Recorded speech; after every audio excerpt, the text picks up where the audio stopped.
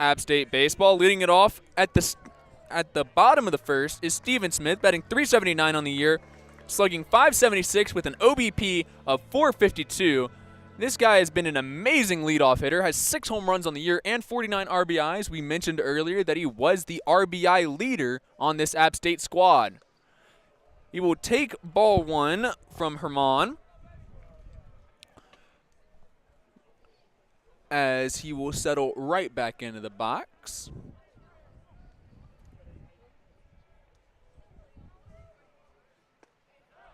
Swing and a miss, strike 1.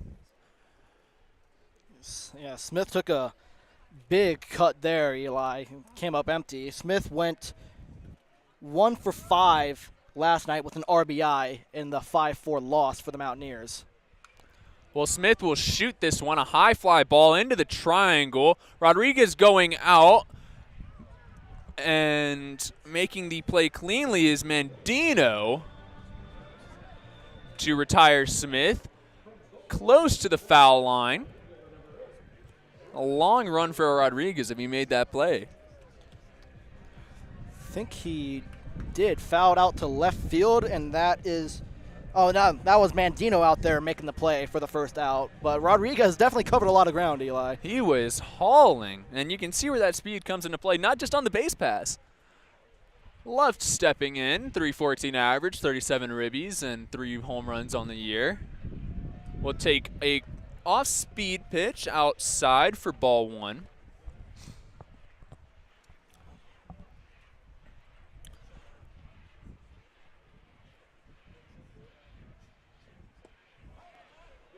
In there for a strike from Herman. 1-1 count, 1 away. This entire lineup, Eli, is really dangerous, which makes it even more surprising how they were held to just 4 runs last night, and they were shut out through the first 6 innings of that ball game. Yes, sir. This lineup has been insanely talented ever since that Southern Miss series. They've been on fire, and they're showing no signs of slowing down heading into Sun Belt tournament play. Outside for a ball, 3-1. This is a really good challenge for the Mountaineers. Late in the season, your offense has been rolling, but now you're going up against a really good pitching staff. Do you have what it takes to keep it up and compete against a tournament level pitching performance from the Ragin Cajuns? Oh, wonky bat flip there, as Luft will take the walk, flipped it over himself there. I thought it about knocked him upside the head. First base runner for the Mountaineers, as stepping in will be number 5, the third baseman, Ethan Puig, with a .328 average and a .441 slugging. This lineup just has killers, like you've said. It's deep through and through, and there's only 2 guys in this lineup with averages below 300. Only 2. That is phenomenal. It's a really well-rounded lineup, and that's exactly what you need if you're going to make a run in the Sun Belt tournament coming up in just a few weeks.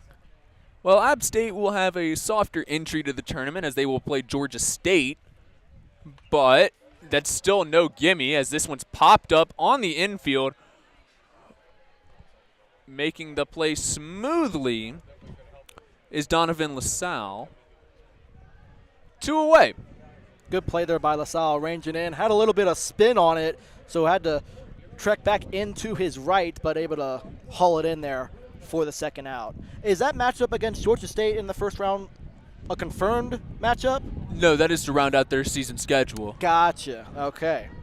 Yeah, that should be a good, I guess, I don't want to say warm-up, but that should be a good final series of the season for the Mountaineers to continue their momentum going in to the Sun Belt tournament. Don't want to take any of these teams lightly in the Sun Belt, but it's a much more favorable matchup than, say, when they were playing Southern Miss or Coastal earlier in the season. Absolutely. Luft gets back in safely after being checked on by Herman. Miller steps into the box. 8 home runs on the year, and we've talked about this matchup. Herman is susceptible to the long ball. 15 home runs given up this year, and he will check on Luft again. He doesn't want anything to do with Miller at the moment right now. All his focus is paying attention to Riley Luft over there. Luft has stolen 4 bases this year and has not been caught.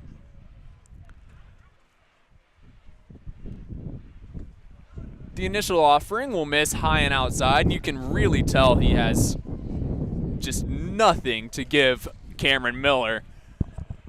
Well, I mean, Eli, if you put something in the strike zone, chances are it's going 430 feet out there to the left. So you really have to be careful with where you throw your pitches. As this one will just clip the outside corner, snakes back in.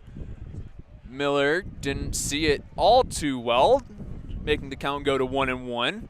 2 outs, Luft on first. Miller at the dish, followed behind by Mumau.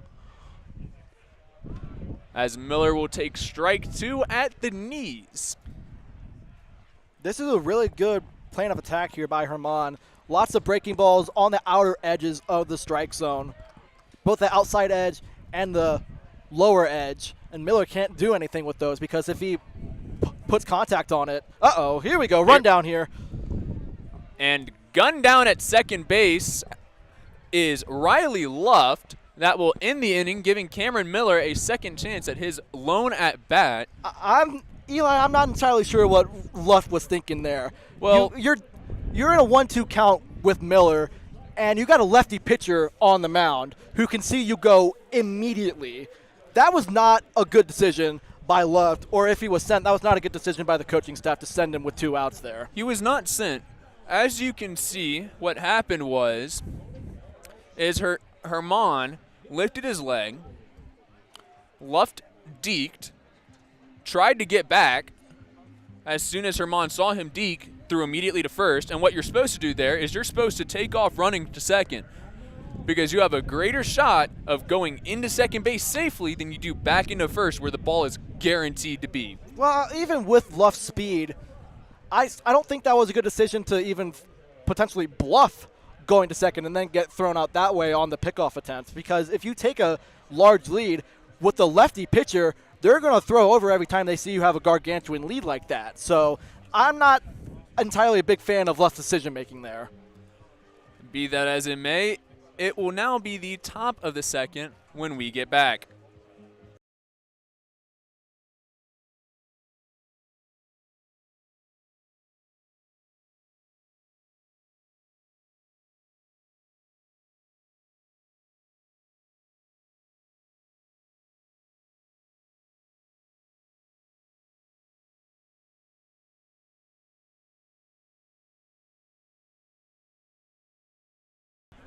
Welcome back into Jim and Betty Smith Stadium on this beautiful, gorgeous Saturday afternoon in the high country. Top of the second here in Boone, North Carolina. Dylan Shepard alongside Eli Pauca on the call with you today on this senior weekend, this middle game of a 3-game series between the Mountaineers and the visiting Ragin' Cajuns of Louisiana.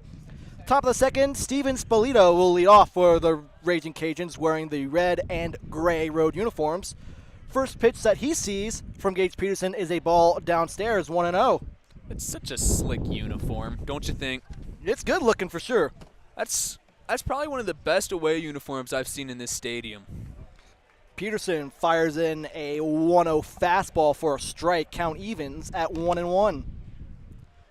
Spolita went 2 for 4 and scored 2 runs in the 1-run victory for the Ragin' Cajuns Friday. He squares around to bunt, but doesn't get it, and it's fired in there for a strike, 1-2. Not often you see someone come up empty on a bunt. I have before, but it's not the greatest feeling in the world, I'll say that. 1-2 delivery, ground ball over to second base, and look who's there to make the play. It's Steven Smith playing a second baseman via the shift, able to make the slide and grab and fire over to first for out number 1. Shift in full effect there, and it pays dividends for the Mountaineers. Well, Mumau was right behind him, but you'll see another exaggerated shift as Mumau will go to the opposite side of the second base bag, leaving the sole defender on the right side of the infield as Cameron Miller. Drew Markle, the junior infielder, digs in. First pitch that he sees is swatted foul out of play down the right field line. I think the kiddies are going to go off and catch that somewhere in the woods. You always see that. Either that or, as Tristan Beazle likes to call it, it is gone into the baseball graveyard. Shout out Tristan Beazle, Oh, as always. What a guy. We had one of those too. 0-1 delivery is a slider outside, 1-1. Markle, the junior infielder, playing second base today out of Katy, Texas. One of 8 players for the Ragin' Cajuns out of the Lone Star State. I know someone in Katy, Texas. I kid you not, I do. Really? Yeah. Who? Not that I'm gonna know them, but like, let's not do that. Let's not dox them on WASU. Let's not. Let's not do that. It was a friend that I met on a cruise. That's cool. That's know. awesome. I'm shocked to hear the name Katy, Texas again. All I know is that there's a giant freeway there, so like the world's biggest freeway. 1-2 delivery is a ground ball over to first base. Puig is there. He will flip it over to Peterson, covering the bag for the second out. Check that. That was Seward playing first base. Puig has been playing first base a couple times this year, but is over at third today. Apparently, I need to learn how to read. Well, I was wrong, too, because I said Miller was over there earlier. It's early in the game. We're still figuring stuff out here in the booth. Look, guys, it's early in the morning. It's like 8 a.m. As our clock says, 3:27. Donovan LaSalle with 2 outs steps in for his first at-bat of the afternoon, watches a called strike down the middle, 0-1. LaSalle, the starting first baseman for the Ragin' Cajuns today, went 0 for 3 last night, but did drive in a run on a sacrifice fly in the 7th inning. Well, sac flies never hurt your average, and that's why they're the best thing that you can have. He quickly finds himself down 0-2 as Peterson has dialed it in after that 4-pitch walk to begin his afternoon. 0-2 coming from Peterson to LaSalle. The kick and deal. Fastball misses high, 1-2. LaSalle is a transfer from Oklahoma State, currently on a 4-game hitless streak. His dad played baseball at the College of the Canyon, and his mom ran track at Cincinnati, so coming from an athletic family is LaSalle. 1-2 delivery, fastball just misses outside. Count evens at 2-2. The crowd oohing and awing, really wanting that pitch as the Jaws theme continues to play just a tad louder. And the wind continues to blow just a tad harder. Peterson hunting for that strikeout. 2-2 delivery, check swing, no swing, says first base umpire Brian Hale on the appeal. So count moves to 3-2. Your 4-man umpiring crew today behind home plate calling balls and strikes, Cedric Coleman, Brian Hale at first, Scott Chesser at second, Dane Ponsack at third. The full count delivery, fastball in there for strike 3. Peterson sits down LaSalle on the full count pitch, and Louisiana is sat down in order in the top of the second. How about that from Peterson, Eli? Well, he's really locked in, as you know the kids say nowadays. But I think you're one of those kids, Eli. I think you may be saying that. Oh no, I say lock in all the time. I had to for my exams. But since that first inning walk, he has sat down the last 5 in order. Good start for Peterson for sure. We'll see if the Mountaineers offense can pick him up in the bottom of the second here on the 90.5 WASU Sports YouTube channel.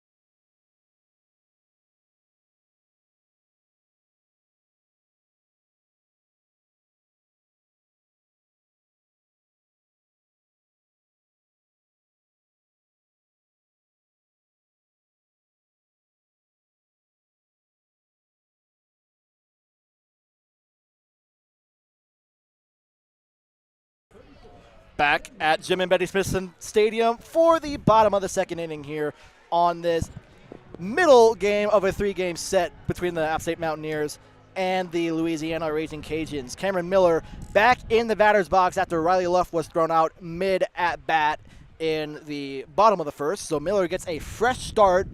0-0 count. Miller grounds one foul down the first base line on the first pitch he sees. Look at the English on that thing. Had a lot of spin on it for sure. Looked like me at the billiards table. Did it? Yeah, I'm pretty good at billiards. Hmm. I'm not bad. We'll have to see about that at some point. Oh, Not today, but like at some point in the future. Oh, for you sure. can play me in a game.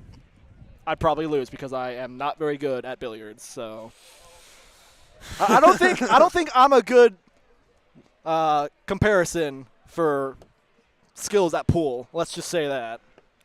0-1 delivery. Miller hardy swing and a miss on a breaking ball that bounced off the turf. 0-2. You'd think you'd have a better read on a pitch after you see him for what feels like 2 straight at-bats. Miller likes to swing big and swing hard. He did on that 0-1 delivery. Came up empty. The 0-2 pitch on its way. Fastball low and outside. 1-2. Got lucky with that call there. We've seen that be a ring-up pitch for home plate umpire Cedric Coleman, especially with not ULM. That's the second time. Louisiana Miller cut in a miss on the 1-2 off-speed pitch. He goes down swinging. Strike 3, first out of the bottom of the second. Look, my Louisianas are hard, all right? There's 2 of them in the Sun Belt. There's going to be 3 of them come the fall when we add Louisiana Tech to the conference. Well, that's different. That is a T in it. Well, you can it just say still starts with Louisiana, so. Well, I'm not good at pronouncing Louise, all right? Okay. Jeez Louise. All right. Bottom of the second, 1 gone. Jake Muma up to bat. He watches the first pitch offering high and inside, 1-0. Muma batting .356 with a .456 on-base percentage, .540 slug to complete the triple slash. Swing and a miss on the 1-0 delivery. Count evens, 1-1. Muma also has 10 doubles on the season, so he's reached double figures in that category. 22 ribbies. However, he is hitless in his last 3 games played. Went 0 for 3, on Friday. Check swing appeal down the third baseline. Dane Ponzak down there says Muma did not go around. 2-1. Mumau has loved the corners, though. He is a corner hitter. He doesn't hit it up the middle of the field. When he's on, fly ball out to center field. That will send back Lewis onto the front of the warning track, where he will haul it in for the second out. Muma gave it a ride, possibly assisted by the wind here in the high country, but did not get enough on it. 2 gone. From what I've seen out of Mumau, he has loved the corners. He loves going down there towards the visitor bullpen, and he's liked from the Pepsi sign to the NC Lottery sign in left field. He is a corner-to-corner hitter. Obviously, that one went straight to dead center. Any other spot, though, that puppy's gone. Jalen Seward with his first at-bat of the afternoon digs into that right-handed batter's box. First pitch he sees, fastball outside, ball 1. And it's a good sign to see Seward in the field and in the batter's box, because yesterday in the 9th inning, he was hit in the head with a pitch off the side of the helmet, and he was shaken up on that as well. So good to see him back in action today. Very good sign. He watches that 1-0 delivery in there for a strike. Count evens at 1 ball and 1 strike. Still scoreless through 1.5. Ball downstairs on the 1-1. 2 balls, 1 strike to Seward, the freshman first baseman. Not freshman. I don't know why I have him listed as freshman. He's a redshirt junior. Apparently I can't read. But he is a redshirt junior out of Chandler, Arizona, and he swings big at the 2-1, fouls it into the trees over the Louisiana dugout. 2-2. Do you have glasses, Dylan? I have sunglasses currently on my shirt, but I'm not wearing them. Apparently my vision is also 20/20, but I just go selectively blind. I don't know. I'm not entirely sure. Oh, me too, buddy. Me too. I have selective hearing as well. We'll lock in. I promise. 2-2 delivery. Seward gives it a ride out to left field, but doesn't get enough on it. Mandino tracks it down for the third out. Mountaineers go 1-2-3 in the bottom of the second. No runs, no hits, no errors, none left on base. We go to the top of the third in a scoreless ball game in the High Country. You're listening to App State Baseball on the 90.5 WASU Sports YouTube channel.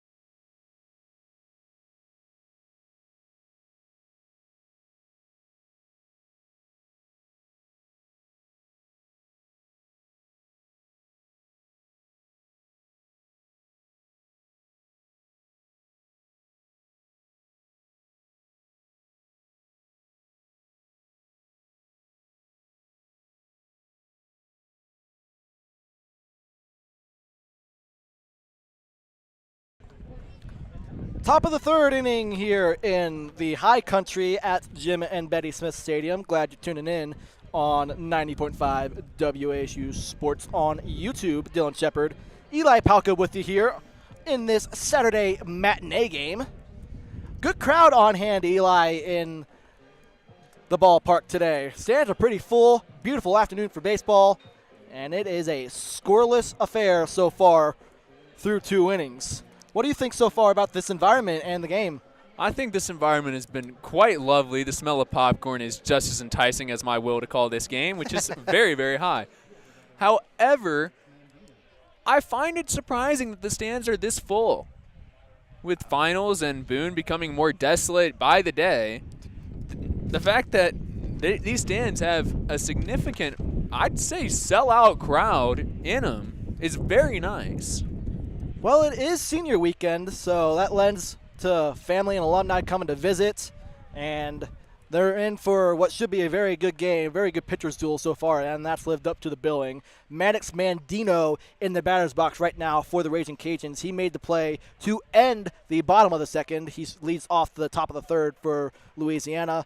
He's already watched 2 balls, and there's the first strike of his at-bat. He tried to square around the bunt, but pulled back. Probably shouldn't have pulled back. It was right down the middle, 2-1.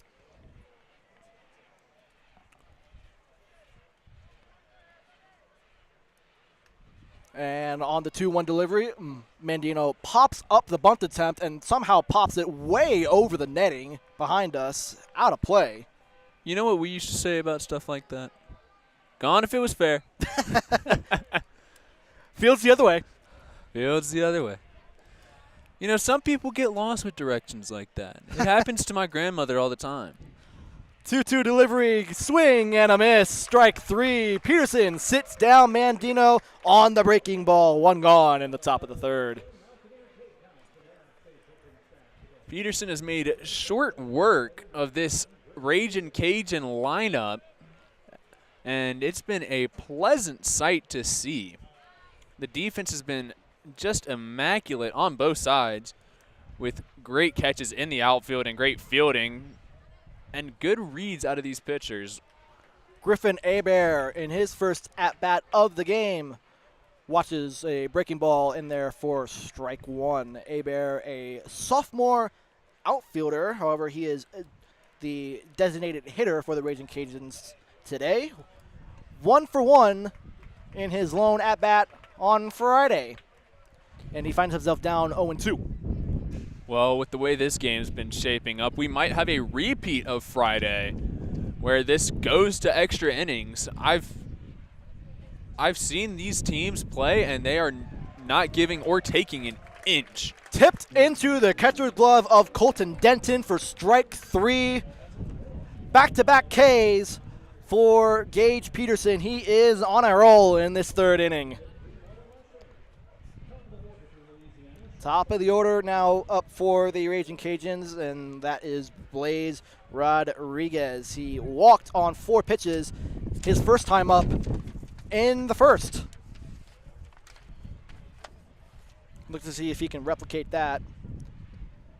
He will not be able to replicate a 4-pitch walk because the first pitch he sees is a slider for strike 1. An odd step out of Rodriguez. Stepped almost entirely out of the box when that slider was coming in. Ground ball beat the opposite way under the dive of the second baseman, Muma. Good piece of hitting there by Rodriguez. Sharply hit ground ball. Found its way past Muma and into right field for a 2-out base hit. His second time on the base path this afternoon. 2-out single for Blaze Rodriguez. Those are what kill you as a pitcher. 2-out hits never lead to anything good. Ever. From what I've seen, at least. Peterson will hope to leave him there at first. Noah Lewis now up to bat. Struck out, swinging his first time up. First offering to Lewis. Fastball right down Broadway. Strike 1.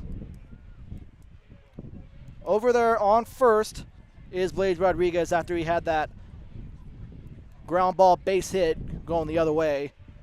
He's stolen 12 bases this year. However, he's been caught 7 times. Gage Peterson gives him a look over there at first. Rodriguez slides back in safely. Rodriguez was gunned down earlier in this game, though, by the catcher for the Mountaineers, Colton Denton. And there goes Rodriguez. Swing and a miss. Throw by Denton is not in time to get Rodriguez.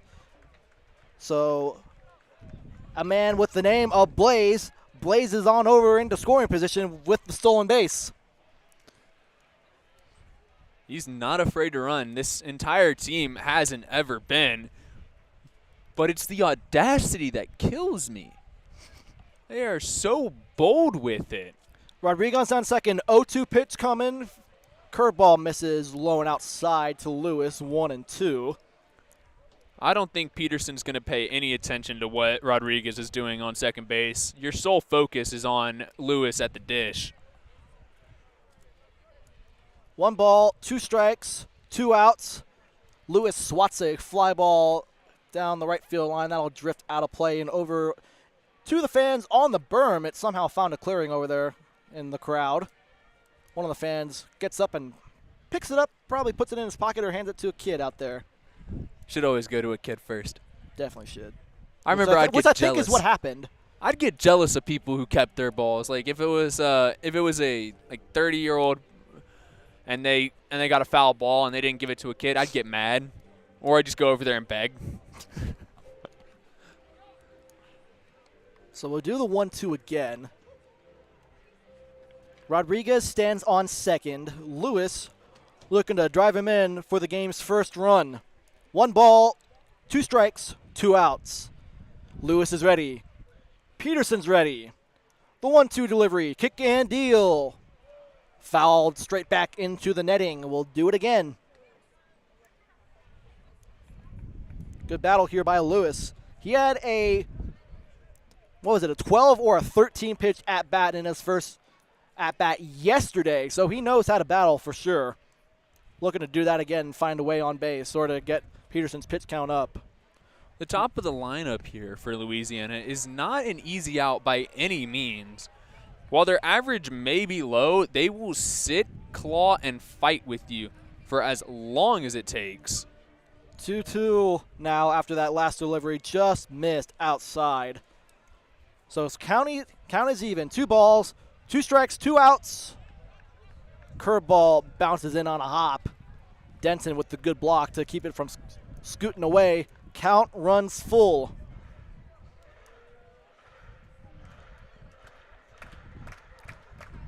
Got to think that with some of the misses on the breaking balls here, Eli Peterson's going to go with some high heat. You would assume so, but I have a funky feeling he'll double back, not with the curveball, but with the changeup. I like that idea. But before he can do that, he'll check on Rodriguez at second. Rodriguez gets back in safely. 3 balls, 2 strikes. Runner on second. The full count delivery is a fly ball sent to straightaway center field. Evans in on a couple steps. Will track it down and catch it with ease for the third and final out of the inning. So the 2-out single and stolen base by Rodriguez does no damage.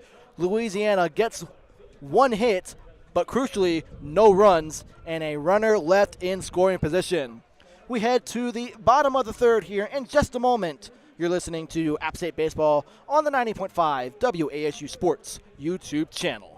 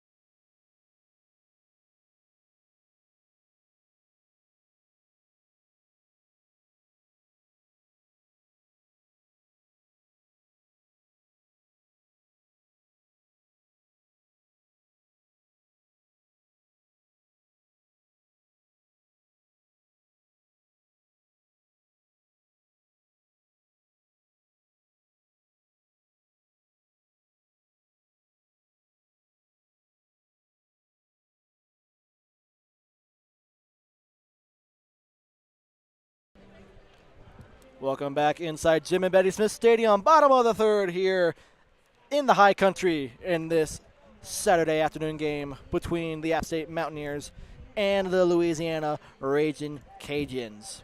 Scoreless ball game here, 0-0. Louisiana has the only 2 hits of the game. Drew DuPont will lead it off for the Mountaineers, and we'll hope to change that statistic with 1 swing of the bat. DuPont has been known for swinging the stick, 387 average with a 585 slug. Has collected 41 hits on the year. I believe fourth most on the team. Has been very clutch. Should be a good matchup here, lefty on lefty. DuPont, first pitch swinging, comes up empty on the breaking ball. 0-1. DuPont returned to the lineup on April 18th after being out since March 13th, so he missed a large chunk of time in the middle of the season. He sends the 0-1 delivery into medium right field. Racing in is that right fielder and Steven Spalita. He will track it down and make the catch for the first out.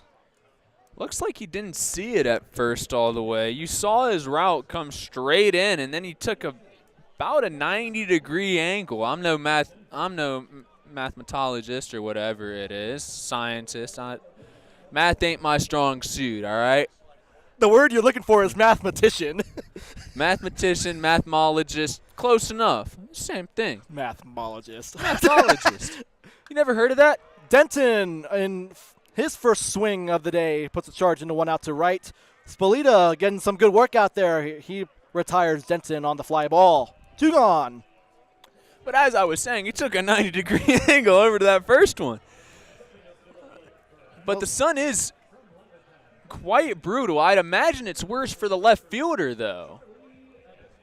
I would assume that all these guys have got sunglasses on and have been trained to battle the sun. Well, I was always told that the sun is 93 million miles away, and it's been there for 4 billion years. Yes. It'll be there for 4 billion more, so no excuses. If you can't see it, get some glasses. If you're blind, get a stick. Okay, all right. Moving on from that. Well, that's what my coach told me. Moving on from that, it's Charlie Evans in the batter's box. He watched that first pitch delivery lone in for ball 1. 1-0 delivery in there for a strike. Count evens on the man they call Chuck, who's batting .376 on the season. Pair of home runs, 7 doubles, 3 triples, and he is 35th in the country in defensive run saves, according to D1 Baseball. Called strike right there on Evans. So he's down on the count 1 and 2. It is senior weekend, so we might as well highlight some of the App State guys who are graduating this year. That includes Evans, who is graduating with a professional studies degree. So congratulations to him. Watches the 1-2 delivery downstairs, 2 and 2. And I do say this on like every single broadcast I'm on, but I did share a class this semester with Charlie Evans, so that is pretty cool. I had to. You want a cookie? Yes, actually, chocolate chip, please. I'll get you one from Insomnia. Evans, ground ball over to third base. That is fair. Amade will haul it in and throw over to first to retire Evans. 3 up, 3 down. Go the Mountaineers in the third, just like they did in the second. No runs, no hits, no errors, none left on base. Still a scoreless ball game as we go to the top of the fourth. It will be your very own Eli Pauca back on play-by-play for the next 2 innings here on the 90.5 WASU Sports YouTube channel.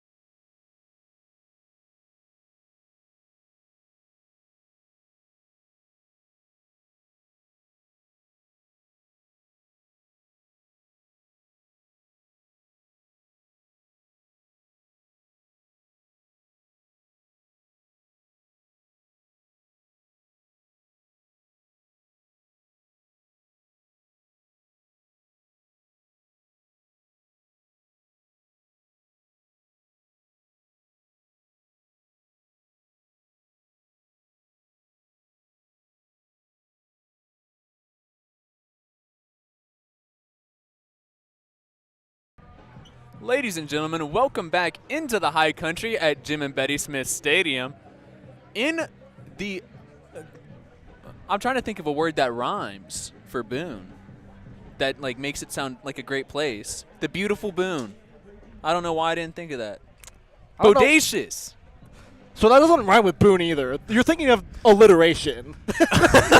That's twice now. All right. It's all good, Eli. It's all good. There's a reason we're not English majors. Yeah, there's a pretty good reason why I'm not an English major or a math major. Didn't learn that much in those subjects. Man. Stepping up to the dish is Amade Peterson on the mound for his 4th inning of work. Louisiana with the only 2 hits of the ball game, as that is crushed foul into the trees. He put some sizzle on that. My goodness. Gave it a ride for sure. Well over the indoor practice facility out there and left. Sounded like my fajitas at the local Mexican restaurant. Mmm. Could go for those. Mmm. The 0-2 in the dirt. Peterson hasn't had that much success with the curveball this afternoon. Maybe registering 1 or 2 swing and misses on the pitch the entire night. As this is shot to Seward. Will run over, touch first. Amade will be retired. 1 down. As the catcher will come up now, Colt Brown. Colt versus Colton in a catcher matchup today. How about that, Eli? Well, it's a good one. Yeah. The name Colt or Colton, really popular nowadays. If you think about it, I've met a lot of people named Colt or Colton in my life. It's one of those awkward names. It's one of those names you'd hear at graduation and be like, huh, I've heard that before.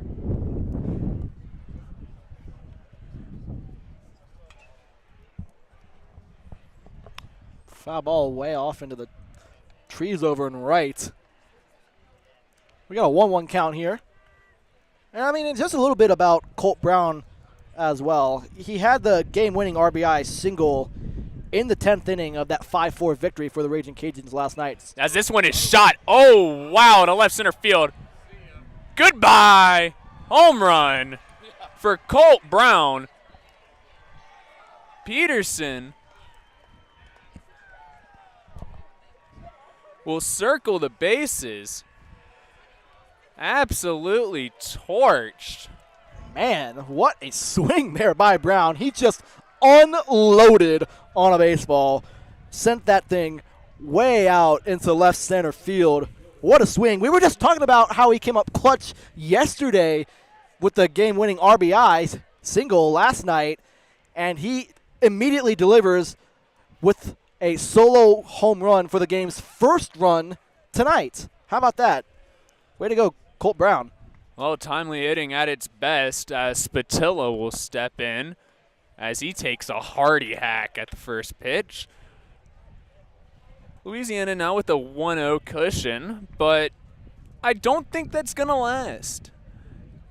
I have a feeling that as this game progresses, this App State lineup will continue to get better looks on Herman, and they might be able to come alive, but they were shut out through 6 last night.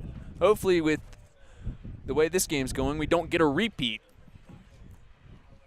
The 1-2 fouled back to the screen. Lucky that was there, otherwise we would have been hit. Nah, I was ready to make a play. I had my hand out. I was ready. You ain't got a glove on, though. Doesn't matter. I'd make the play. I played baseball for like a decade. I did, too. I was ready to make that play. It would have hurt my hand, but I was ready. Heads up into the stadium, tips just over the net. We'll do the 1-2 again. Just as you were saying you were gonna make the play, where were you on that one? It landed 30 feet in front of me, Eli. You expect me to take off my headset and die for that? Yeah, cover ground. As this will be chopped to second base. To Mumau, to Seward. Spatilla is retired. 2 down. As the second baseman, Drew Markle, will step in. 253 average with a 407 slug.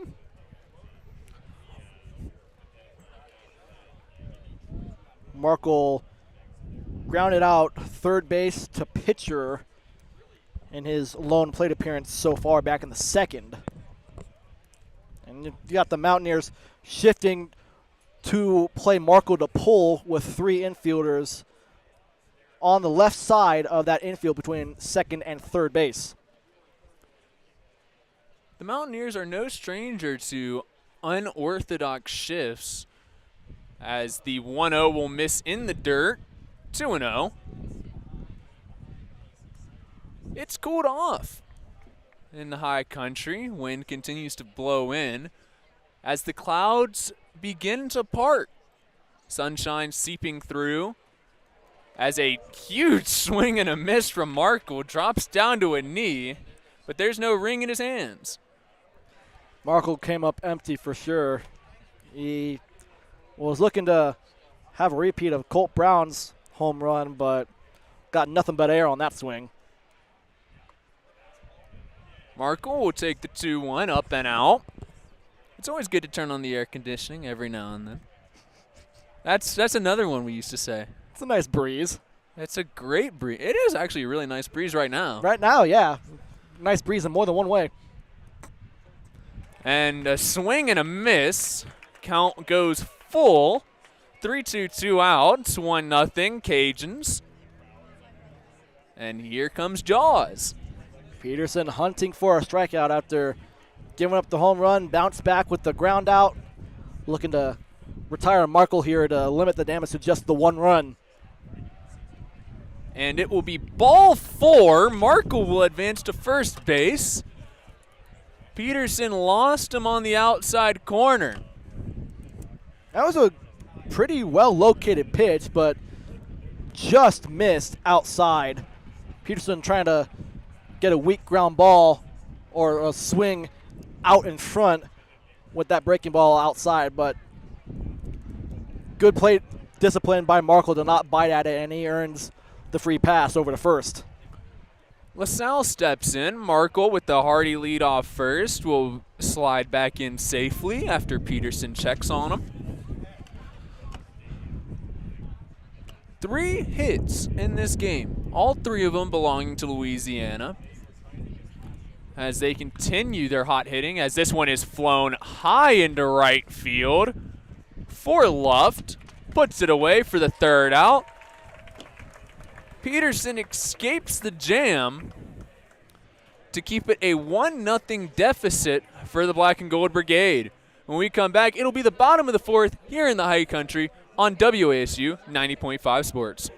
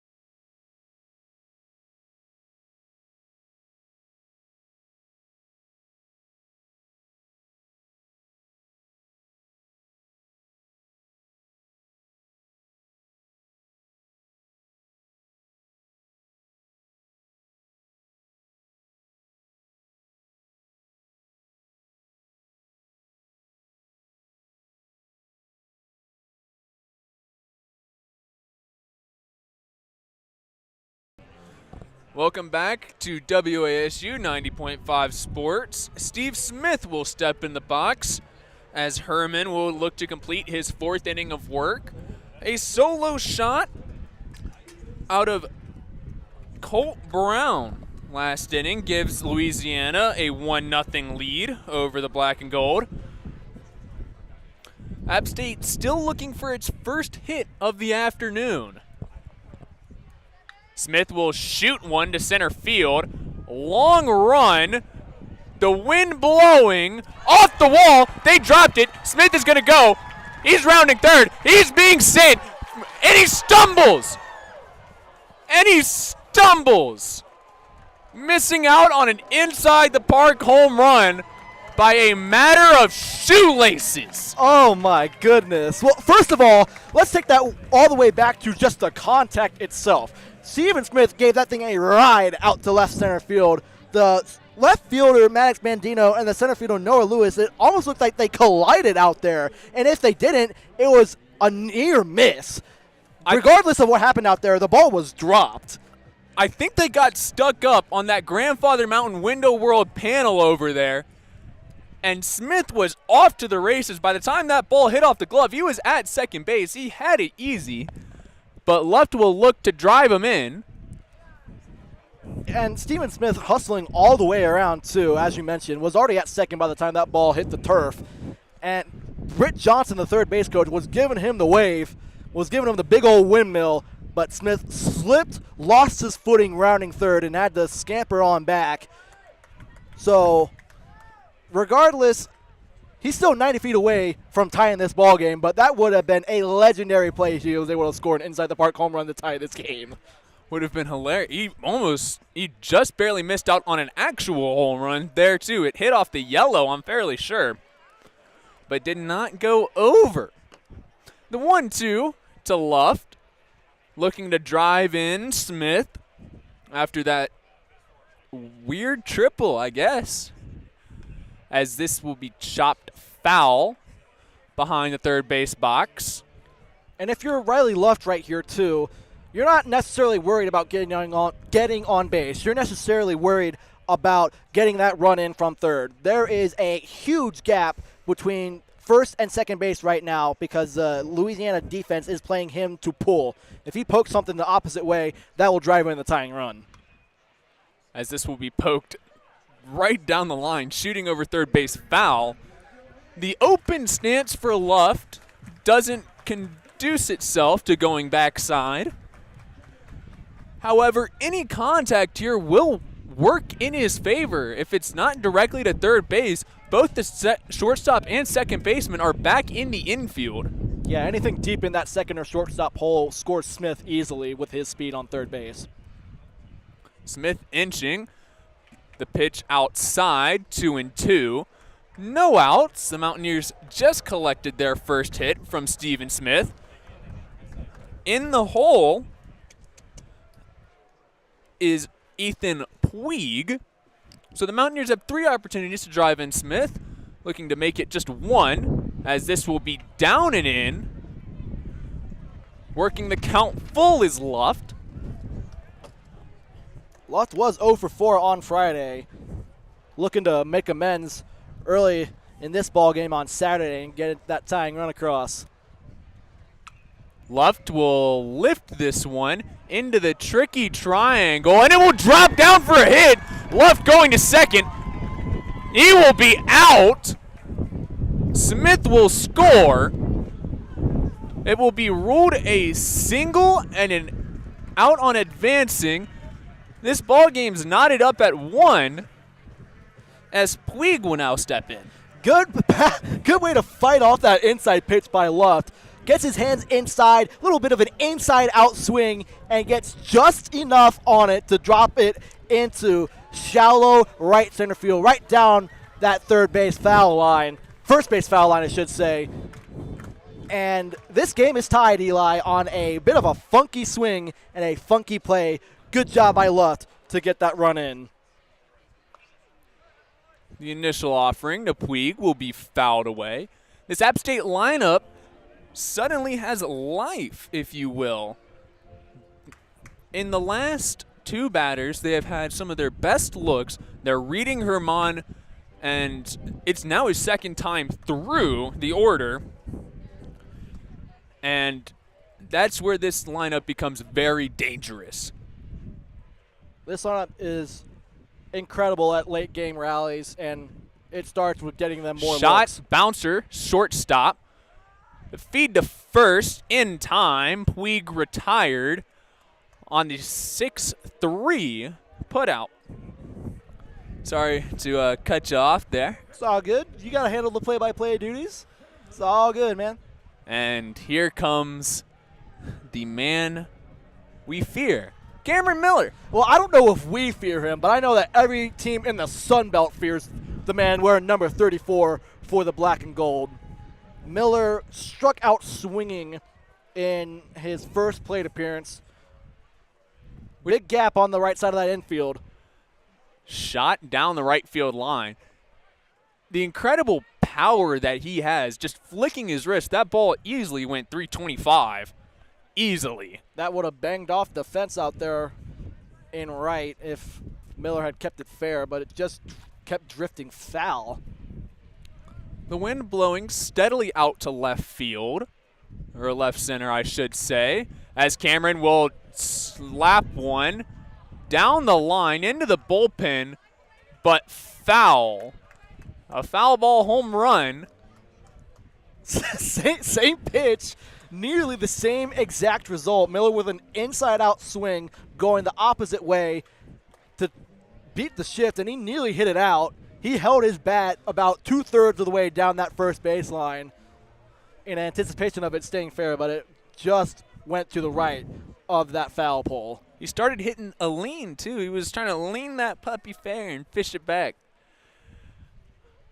The 0-2 to Miller. Down in the dirt, ball 1.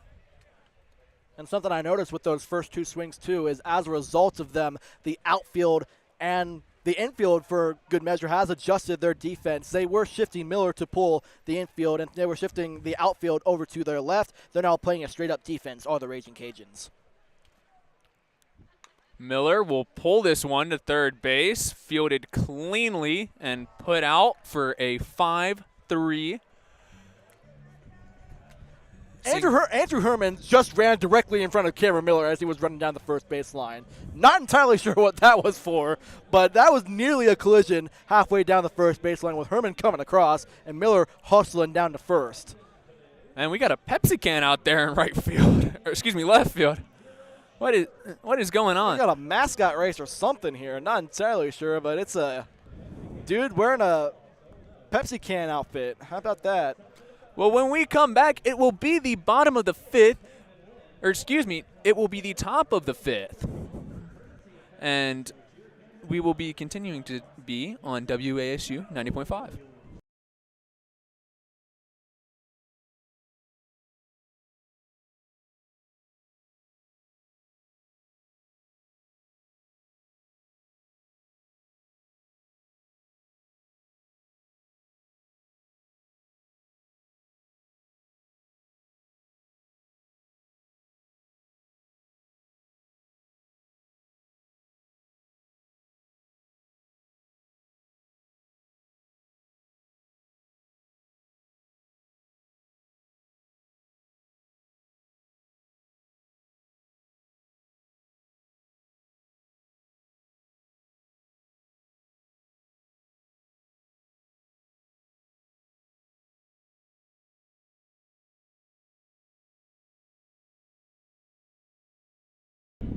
Coming back to you now, it is the top of the 5th, not the bottom of the 5th, as I so proudly proclaimed just a few short moments ago. Peterson, looking to begin his 5th inning of work, gave up the lone solo blast to Colt Brown. The Mountaineers nearly matched it with their own out of Steven Smith. That ended up just being a triple as he tripped before he could get the inside the Parker. Maddox Mandino will step into the box. The initial offering will be swung on and missed, a curveball for strike 1. Good pitch there by Peterson to get ahead in the count. We've seen him get ahead in the count already a lot of times in his start this afternoon, and he's quickly ahead now 0-2. We've seen Mandino do this a couple of times, but he will square around and then pull back and watch the pitch go. I don't understand exactly letting it go after the second, and that will hit him squarely in the back. Mandino will walk his way to first as it got just a tad away from Peterson. Or maybe it didn't. Maybe he got mad that he was squaring around too much. On an 0-2 pitch, I don't think that was intentional, Eli. I don't think that was intentional in any sense. Peterson just had the fastball command get away from him there a little bit, and it rode inside and plunked Mandino in the back. It was the wind, dude. It was the wind. Sure, let's go with that. The wind moved it. I saw it. I saw it with my own eyes. Whatever you say, Eli. Whatever you say. Well, that's how I cheat. That's how I cheat in golf. I'll just pick the golf ball and like say it was the wind. Right. The wind that moved it. Same thing. Sorry to interrupt you here, Eli, but we do have a pinch hitter for the Ragin' Cajuns. It's Trip Dobson, wearing number 5 for Louisiana. He takes the spot of their number 9 hitter, Griffin Abear. So it's Dobson now in the 9 spot. Well, Dobson looks at the first pitch and takes it for a strike. Runner goes. And the throw will sail wildly into center field as Mandino will think about scrambling to third, but will not. The errant throw is an error on catcher Colton Denton. I don't think that'll go down as an error because I don't think that throw was beating him anyways. I think that may just go down simply as a stolen base. But regardless, good defense out there and awareness out there in center by Evans to come racing in and throw it back in before Mandino could advance to third. Dobson will take a ball as that missed low if I had to guess. Not entirely sure where that one missed, but Cedric Coleman says it's a ball, so I guess we'll go with that. Well, he does have the best view. He does. This is true. As that one will be outside. Quickly a 2-2 count for Dobson, working it. A little bit about Dobson batting a .133 on the season. No home runs, no doubles, no extra base hits to speak of, and just 2 RBIs in now 14 games played. He will ground one and they go with the play at third. Mandino will be safe. An odd choice out of Steven Smith there, not taking the guaranteed out at first. No outs. Oh, outs and runners on the corners.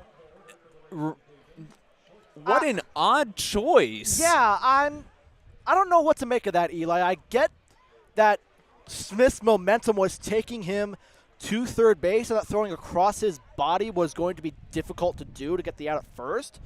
But if you can get the out at first, I say go with that. The throw over to third base was a little late. The tag was a little late, and Mandino got a good jump, so he was able to beat it out. Pass ball. Mandino will try for home. He will be tagged out at the plate. Colton Smith to Gage Peterson takes away that advancement from Mandino. However, runners will advance to second. So a runner in scoring position, 1 out for Blaze Rodriguez. And Louisiana is challenging the call at home. It was a bang-bang play. I don't know what review they will see. We can't see it.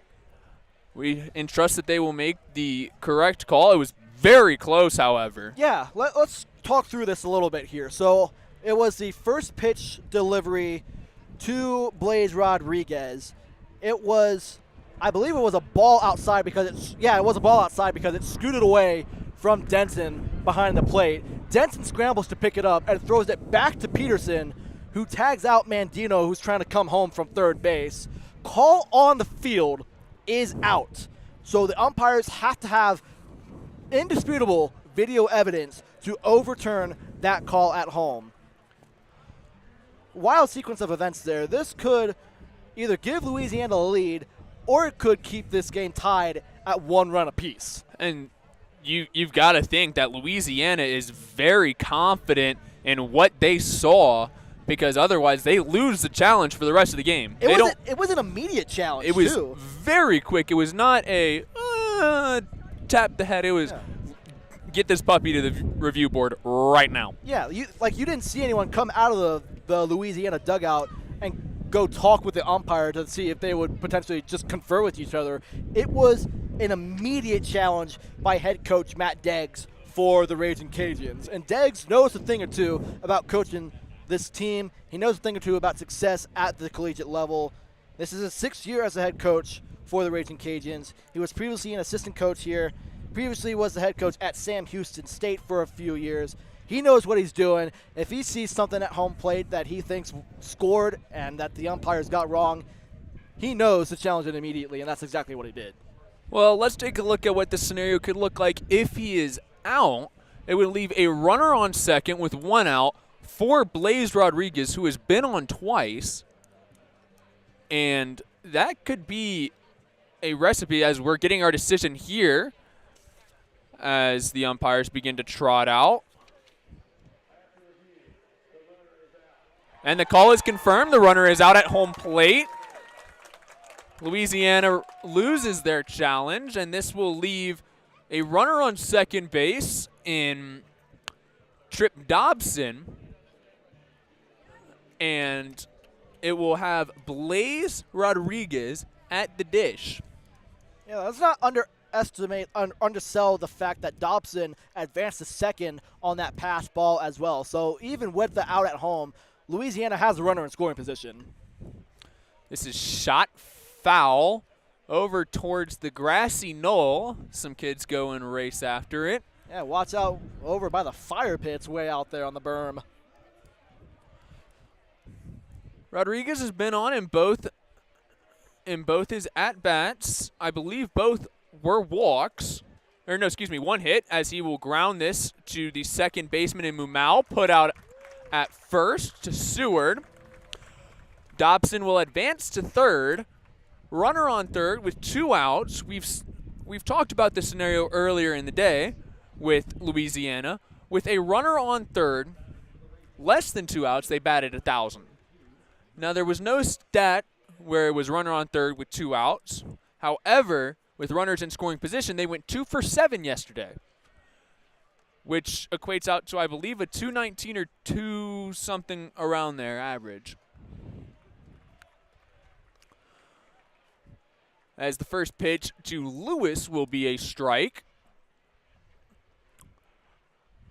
Lewis has been put out twice, once with the strikeout as he will ground this to the third base. Funky hop for Puig as the putout will go to Seward, and he will be retired.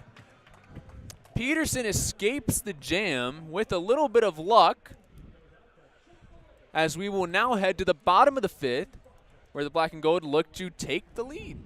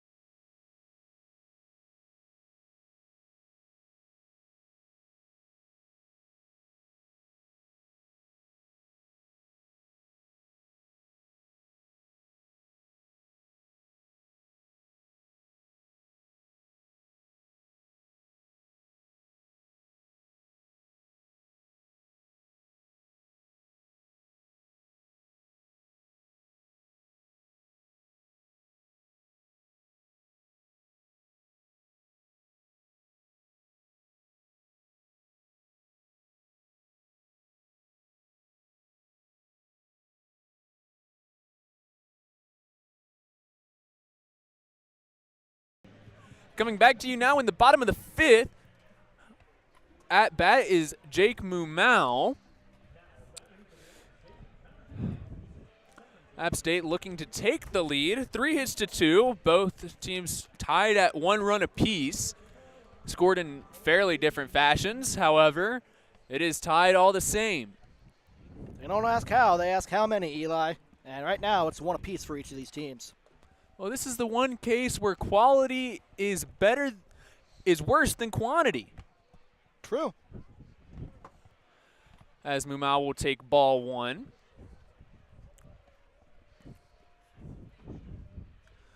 Chopped in front of the plate, ruled a foul ball, 1-1. That thing spun so much it ended up back in the glove of the catcher, Colt Brown. Brown wisely threw it to first to get a chance at maybe an out if the ball was ruled fair. Mumau checks his swing, 2-1. Mumau, a Florida Gulf Coast transfer in his first and what appears to be only season with the Mountaineers. Having a good one so far, batting .356 on the season. Takes a ball, 3-1. App State, with runners in scoring position, are 1 for 1. Louisiana is 0 for 4, as that will be called a strike, 3-2, full count. With 2 outs, however, Louisiana is 2 for 7. Again, that's a .286 average. App State is 0 for 3. Those are some pretty telling stats. As this will be shot into the corner. Foul ball will roll all the way to behind shortstop. Ricocheted off the bullpen wall, it looks like, and over into left field. Mumau smoked it because it ended up in medium deep left center. Put a lot of velo on that one. Just turned around and used the velocity against him. Swing and a miss, strike 3. Mumau will be sat down on strikes for the first out as Jalen Seward, the junior first baseman, will come up to bat. Yeah, Mumau out there chasing the high fastball, the high cheese for strike 3 for the first out. Seward flew out in his lone plate appearance of this game, flew out to the left field in the second. Chops at 1 there, fouled away behind the screen. 1-1, or not, excuse me, 0-1 with 1 out. 1-1, the score. 1-1 is the score, however. You are right.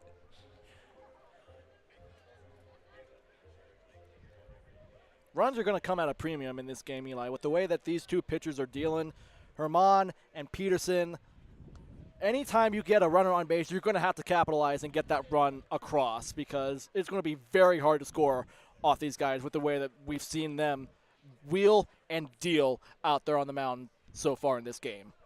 Oh, absolutely.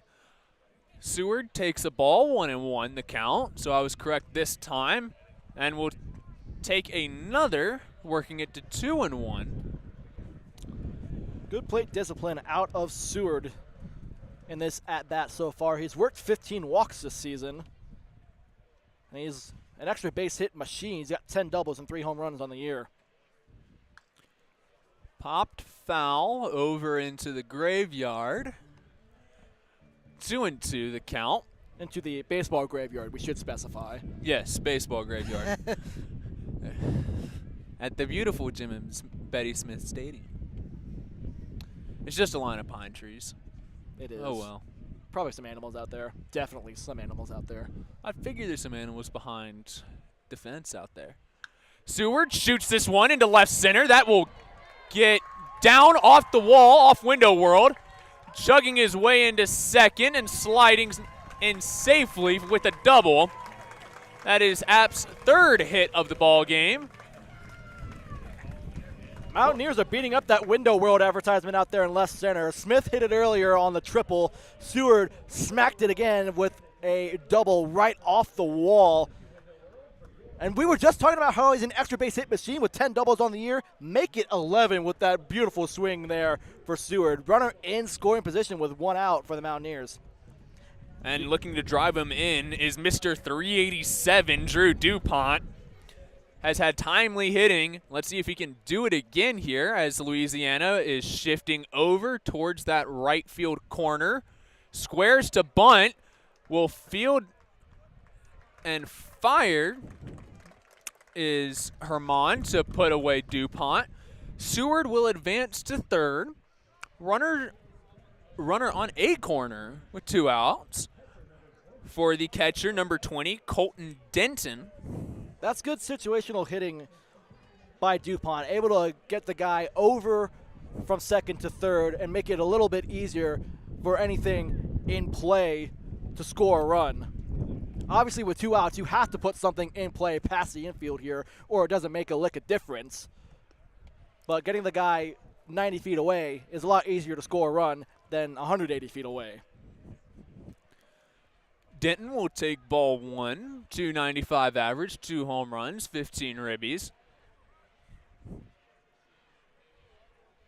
As this is shot to right center.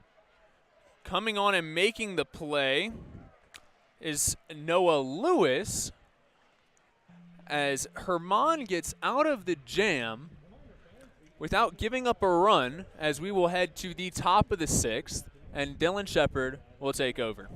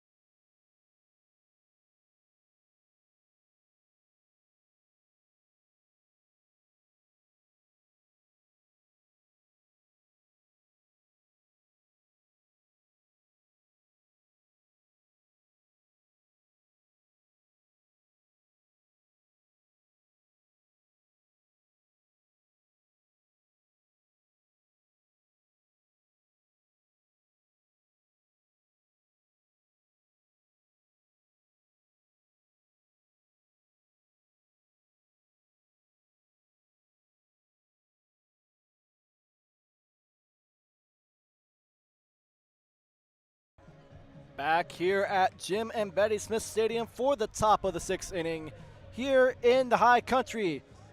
Tie ball game, 1 run apiece for the home Mountaineers and the visiting Louisiana Ragin Cajuns. As we get you set here for the back half of this ball game, Dylan Shepard joined by Eli Pauca on the call with you today. Gage Peterson back out there to begin his 6th inning of work on the bump, and he's been solid so far.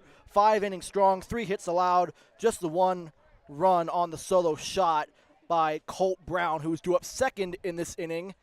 But first, Peterson will face Lee Amadei, who hit a single back in the first, grounded out to first base in the 4th. First pitch offering to Amadei, fastball inside, 1-0.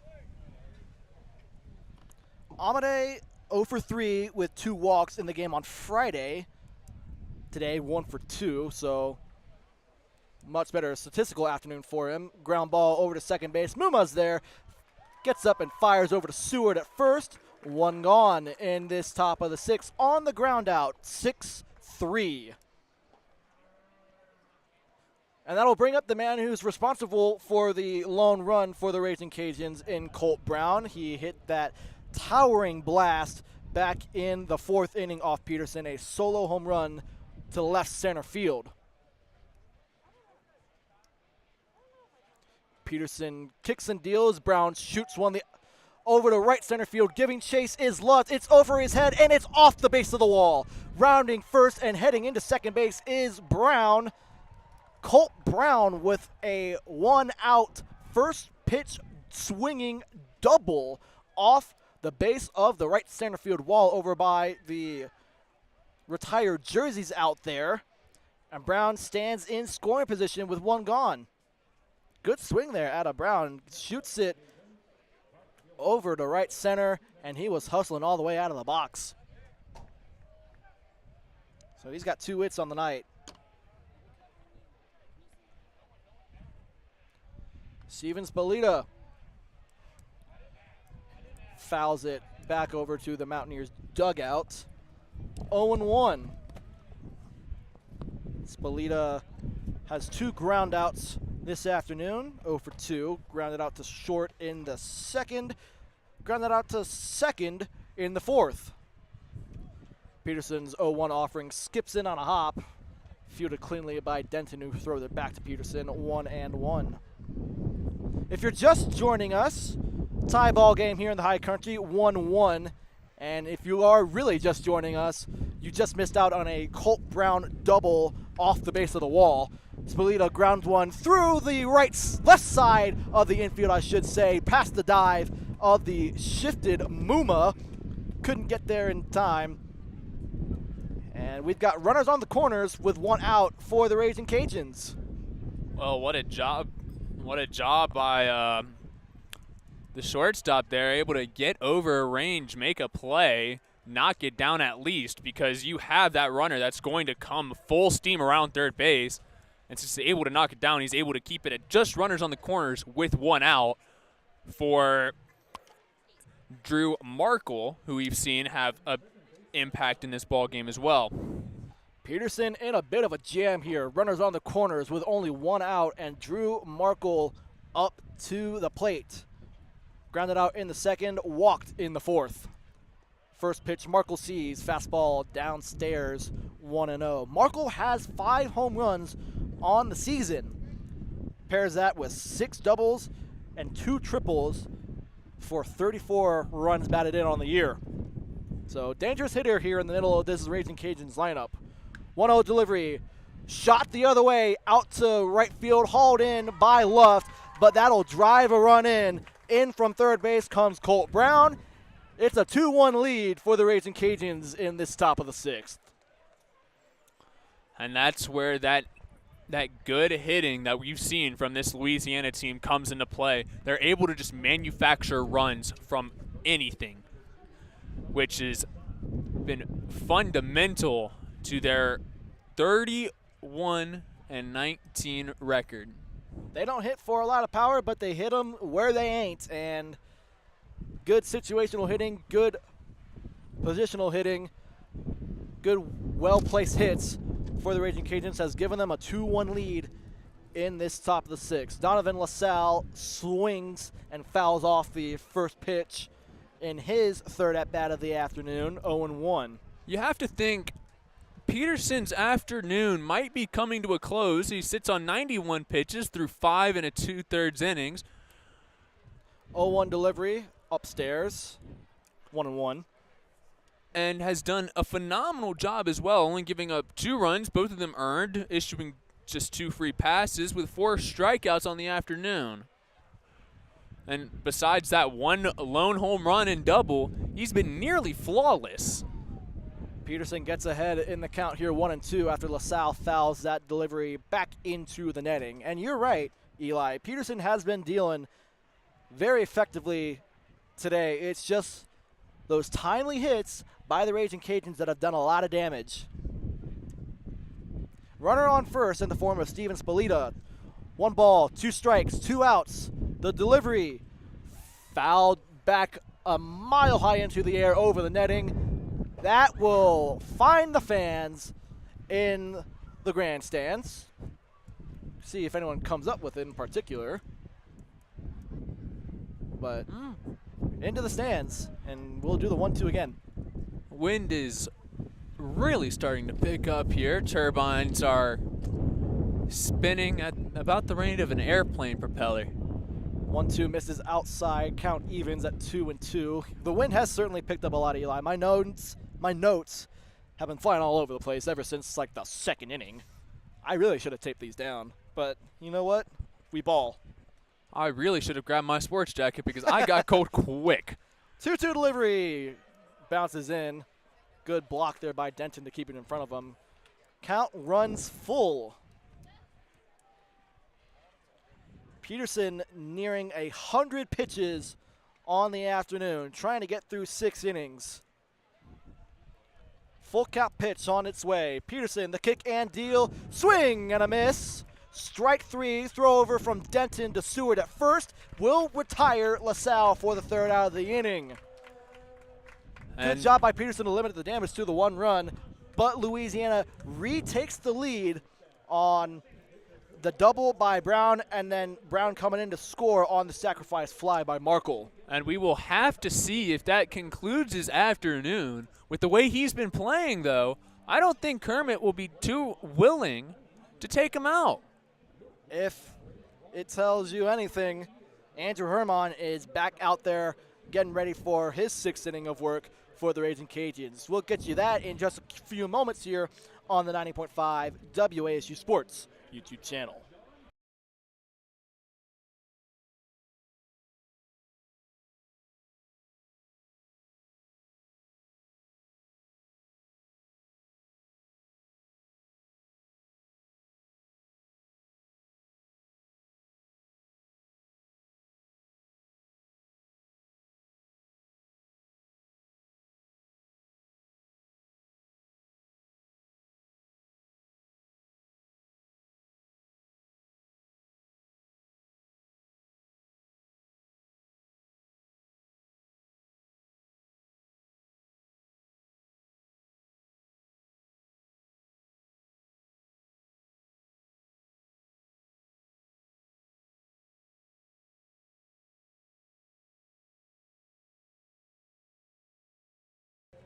Bottom of the 6th inning in the high country at Jim and Betty Smith Stadium between the App State Mountaineers and the Louisiana Ragin' Cajuns. Eli, we mentioned at the top of the broadcast that this was going to be a pitcher's duel. It has delivered as advertised. What do you make of this game so far and the pitching performance of Andrew Herman, who's back out there on the bump? It's like walking through a minefield. That's the way I've seen this pitcher's performance, because just one wrong move, just one ill-fated pitch can result in a monumental shift in momentum, as runs have been as scarce as just about anything else. Evans grounds one over the leaping third baseman, Lee Almaday. Evans with a infield single to begin this bottom of the 6th. How about that for Charlie Evans? Well, we've seen these type of plays equate 2 runs. And speaking of runs, we have Steven Smith heading back into the box. Had a triple not too long ago. Should have been an inside the Parker. Would have been an inside the Parker if he didn't slip. Someone placed a banana peel around that third base area. Runner on first in Charlie Evans after his infield single. Smith swings at the first pitch, pops it a mile high over the netting. No, still in play right in front of the netting, hauled in by Colt Brown. Smith retired on 1 pitch for the first out. And that's just baseball right there. Unlucky is the only term you can put that as. My goodness. But Riley Luft is here, and he's been a producer. Riley Luft drove in the Mountaineers' only run of the night in the 4th inning when he hit a RBI single. He's got a runner on first right now in the form of Charlie Evans. Check back on Evans at first by Herman. Evans back in safely.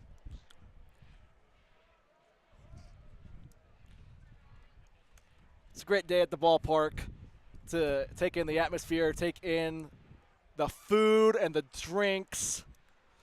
Great time. Evans stands in the batter's box and watches that one go in for strike 1. Evans with the hearty lead off first, hoping Luft can drive him in. Evans, checked back over at first. Now I'm mixing up people out here, Eli. Oh, my goodness. I said earlier I'd promise we lock in. I have not fulfilled my promise yet, it appears.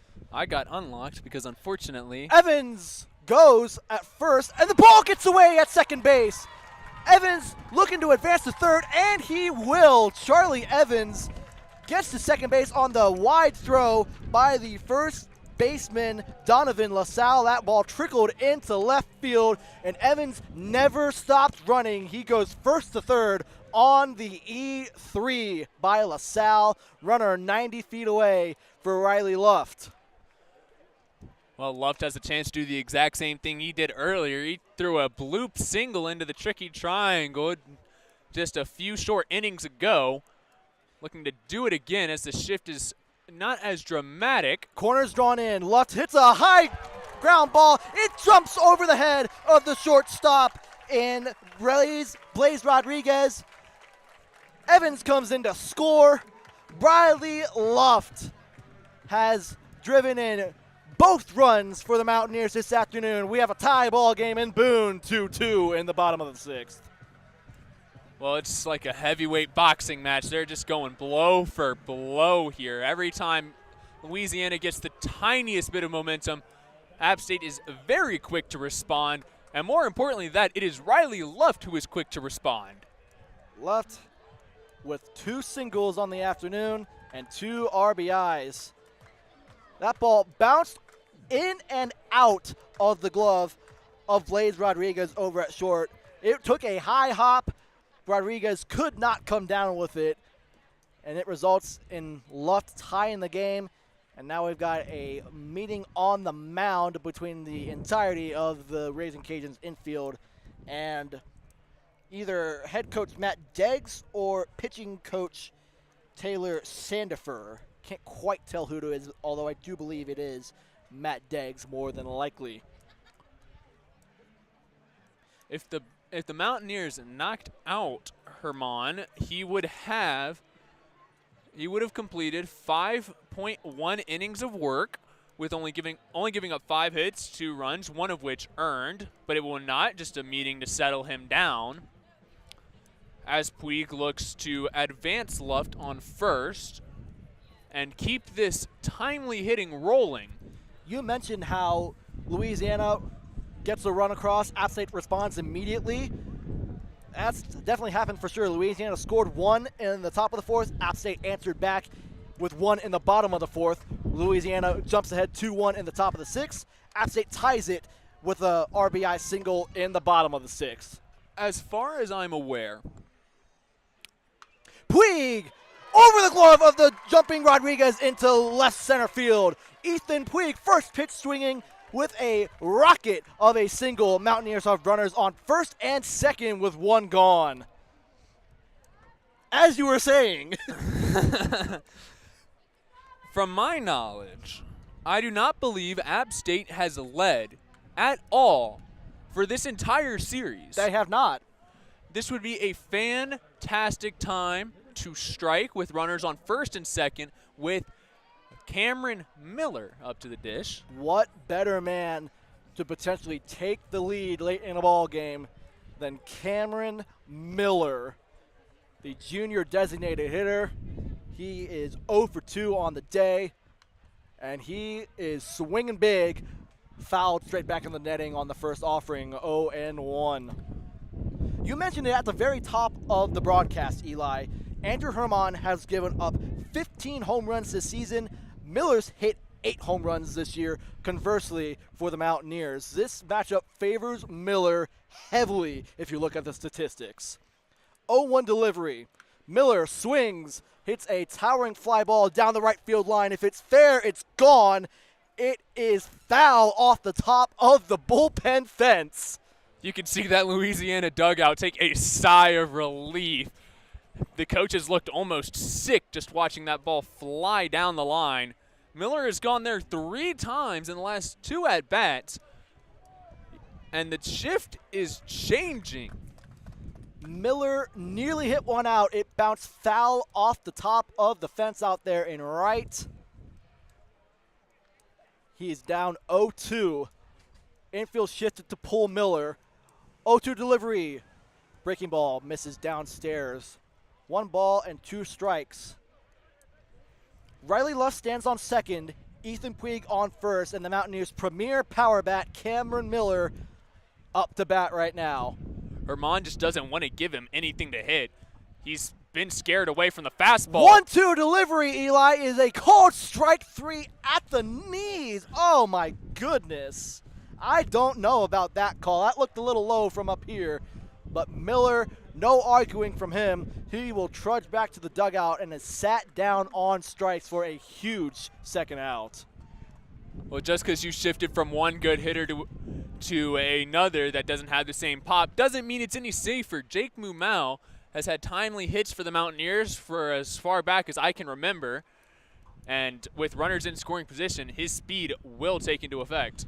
Muma 0 for 2 on the day so far. First pitch in there for strike 1. Flew out in the second, struck out in the 5th. He is hitless in his last 3 games. Now would be a pretty good time to get a hit if you're Muma.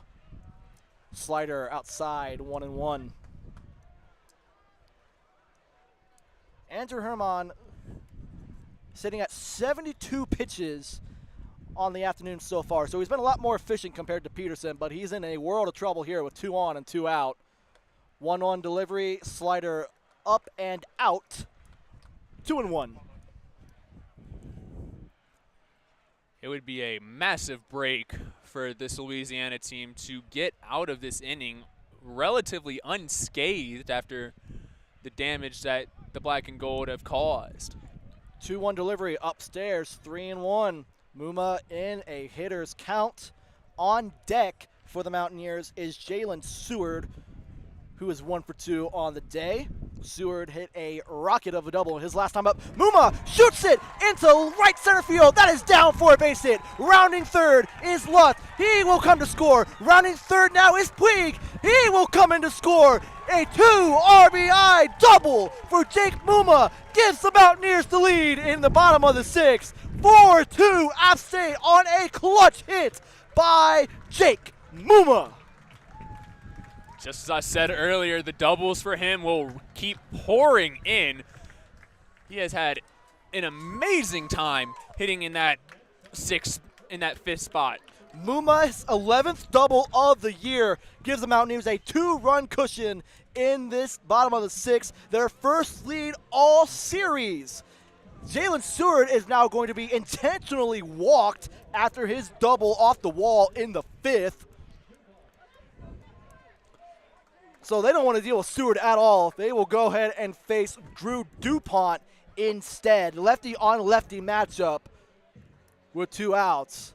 Some action in the bullpen, and the head coach was out there on the mound just a short time ago. I wonder if he will be heading out there quickly if DuPont reaches.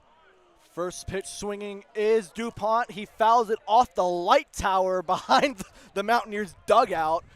0-1. I'm shocked no one jumped the fence for it. I see a couple people going out for it now. Just took them a while to get over the fence. Well, it was 2 of our own. Runners on first and second, 2 gone. DuPont swinging out to right center field, and it will be hauled in out there in right by Steven Spalita to limit the damage. However, the Mountaineers take the lead with a 3-run inning. Riley Luck with an RBI single to start it off, and Jake Muma delivers with a 2-run double. The Mountaineers lead 4-2 as we head to the top of the 7th here in the High Country. You're listening to App State Baseball on the 90.5 WASU Sports YouTube channel.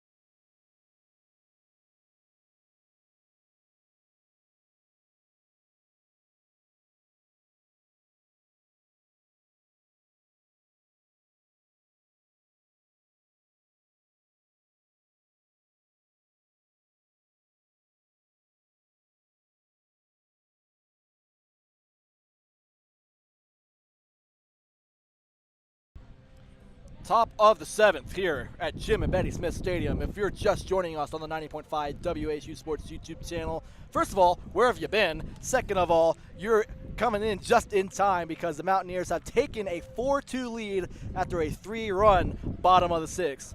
Eli, so you were talking to me during the break here that some of these stats really stand out to you about the Mountaineers. What's got on your mind? Well, for one, the timely hitting this game has shifted drastically. With runners in scoring position, they are batting .500. And now the new question of the game. How long will Gage Peterson go, and how will the bullpen fare in the later innings? Peterson's back out there for a 7th inning. Maddox Bandino greets him with a scorching fly ball, but it'll drift foul over the Don and Pat Phillips Indoor Practice Facility for a loud strike 1. Peterson getting ready to throw his 100th pitch of the afternoon. 0-1 delivery. Fastball just misses outside, 1-1. And you know, Eli, it is senior weekend here in the High Country. Commencement ceremony is going on Thursday, Friday, and all day today. But in particular, in just a few minutes, as Mandino swings at a ball that looks like it hit him, that'll be a strike, 1-2. Unfortunate there. That is unfortunate. But in just a few minutes, at 5 o'clock, it'll be the commencement ceremony for the College of Fine and Applied Arts. And we would be remiss here if we did not mention the wonderful graduates of WASU who will be, unfortunately, leaving us to their professional careers. Called strike 3 on the fastball for Peterson. Mandino sat down on strikes for the first out. So we figured, why not shout out our graduates here at WASU? I've compiled a list of everyone I can think of who's graduating from WASU. So let's go ahead and read them out loud and shout them out here on the broadcast. First of all, our departing sports director, host of Sports Rap and Turning Laps on WASU, my good dear friend and mentor, Will Battershell, is graduating today. Congratulations to him. Trip Dobson, his second at-bat, fouls one into the trees, 0-1. Will Battershell graduating. Sports Desk member, hosting of the radio hour Monday and Saturday at 1 o'clock is Trey Blake. He is also a member of the Appalachian. So congratulations to Trey, good friend of ours here in the broadcast booth. Taught me how to write my first article, so I give him credit for that. 0-1 delivery misses outside, 1-1. Mason Garlick, congratulations on graduating, the WASU Director of Interactive and Socials, as well as the host of Screen Playlist. Dobson shoots one into right field. That'll be caught out there by Riley Luck for the second out. Congratulations to Mason Garlick for graduating. Brock Herring, the WSU Program Director, is graduating as well. Kylie Carner, the former App TV station manager, as well as the host of Caliente Canciones. I hope I'm pronouncing that correctly. If not, Kylie, I am sure, will let me hear about it, but congrats to Kylie. My good dear friend Adam Persico, the assistant news director and the co-host of Third Man High, as well as Wake Yourself Up. Bobby Phillips, the WSU station manager and big part of the sports desk here at WASU, is graduating. Congratulations to him as well. Blaze Rodriguez swings and misses 0-1. Olive Postal, the WSU promotions director, walking the stage today. Hannah Runkle, the news director and host of Wake Yourself Up. Michael Santiago, the sports desk member who has called several basketball and baseball games. Congratulations to him. Nora Schroep, the production director for WASU. Ashton Todd and Nora Yoakum, the producer of Corner Concerts, the App TV show in collaboration with 90.5 WASU. All of them are walking the stage and receiving their diplomas today. Congratulations to each and every single one of them. We wish them nothing but the best in their careers, and it is sad that they have to go, but as time marches on, we will eventually face the same reality. 2-1 delivery is a called strike at the knees to Blaze Rodriguez, 2-2. I'm not quite sure where I would be without the guys like Bobby, Adam, Kylie, Trey, Will, Michael, even Nora, and everybody who's graduating WASU. I'm not sure where I would be without their mentorship, without their friendship, without their advice, and without their energy. They're all incredible, talented, hardworking people, and they deserve nothing but the best. So from the bottom of my heart, from the bottom of Eli's heart, congratulations to each and every single one of our WASU graduates.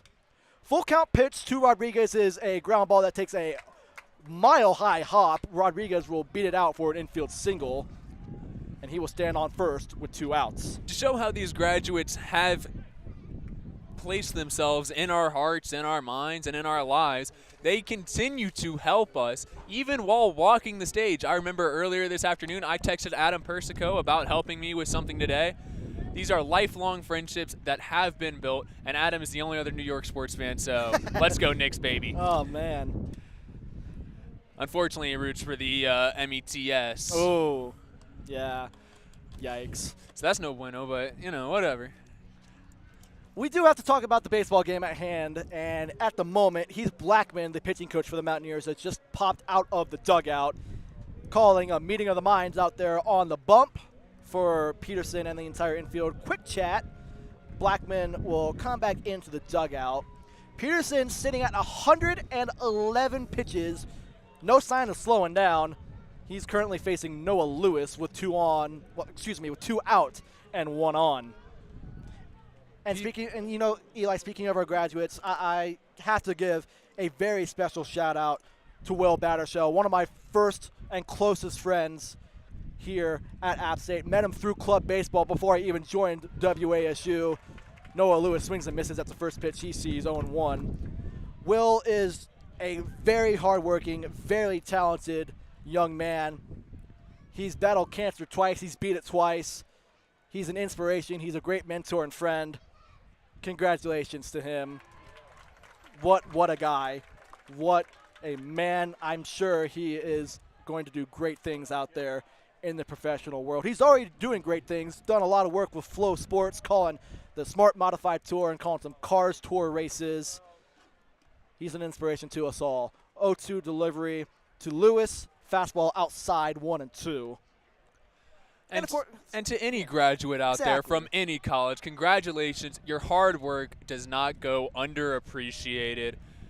We see you, we recognize you, and we thank you for everything that you have done for the people in your lives and in your community. Lewis pops it up a mile high. It's a home run if it's in an elevator shaft. Unfortunately, we play on a baseball field, and he will be retired by Muma, who hauls it in for the third out. Peterson completes 7 strong innings, allowing 6 hits, 2 runs, both of them earned, issuing 2 free passes on 6 strikeouts.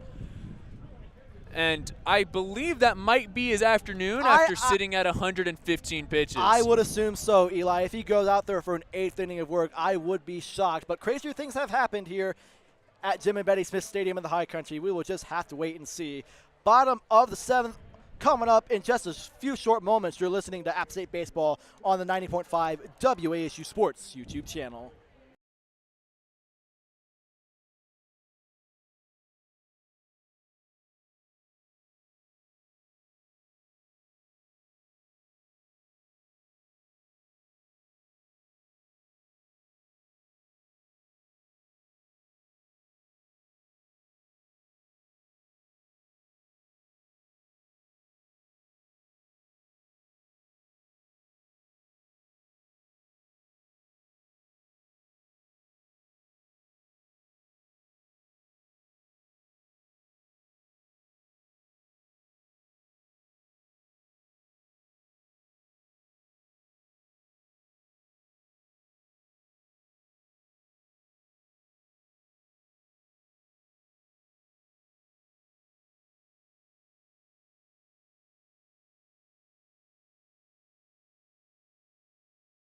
Bottom of the 7th here in the High Country on this wonderful Saturday afternoon.